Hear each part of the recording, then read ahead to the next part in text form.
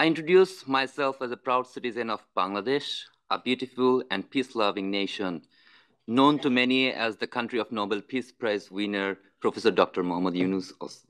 So, however, it is also the country where the tragic July-August uprising took place. And the reasons are already before you. I am marine engineer Mir Mahmudur Rahman Dipto, a member of one of the victim families. My younger brother, Mir Mahfuzur Rahman Mugdho, was shot in the forehead during the uprising. He was unarmed and harmless, helping the injured reach hospitals, distributing water and food, serving humanity, as he always did. But this time, he was shot dead on the spot. This is how humanity dies. His death made headlines worldwide because we refused to stay silent, unlike many who had to. Out of fear, some couldn't even mourn to bury their loved ones.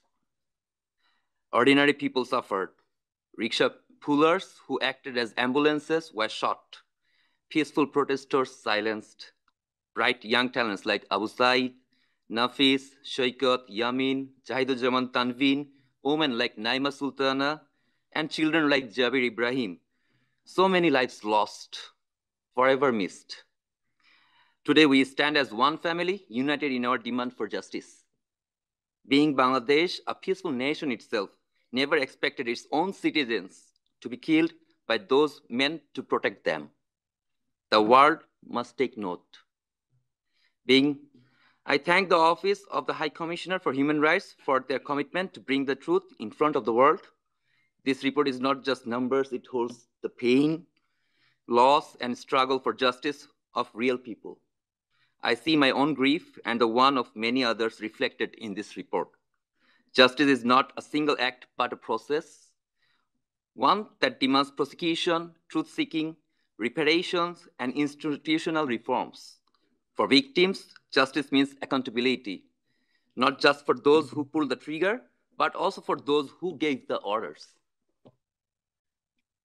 There has been some progress. The International Crimes Tribunal has begun contacting victims' families, and Home Ministry officials are now holding bi-weekly meetings to update us on investigations.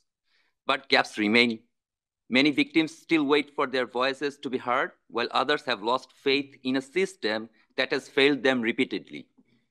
These gaps mean continued trauma, social divisions, and the risk of history repeating itself. The international community must do more than issue statements. Decisive action is needed, supporting independent investigations, enforcing consequences for non-compliance, and ensuring justice mechanisms center on survivors. Political interests must never overshadow fundamental human rights. Symbolic gestures are not enough. Governments must strengthen domestic justice systems. International bodies must enforce accountability, and civil society must push for lasting change. From this tragedy, a new slogan has emerged in Bangladesh, that is Abu Said Mugdho Shesh Hoy Nai Juddho, which means Abu Said Mugdho, the fight isn't finished yet. We don't stop when we are tired, we stop when we are done. We need your help, the world's help, to rebuild, reform, and achieve justice. Will you stand with us? My younger brother believed that no one would fire at students. He told me, we have the history of 1952, 1969. Whenever students were shot, the outcome was tragic. Our country won't make the same mistake again. But the very next day, he was proven wrong as he fell, shot in the head.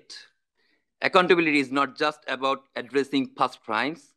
It is about shaping a future where such violent acts are never tolerated again.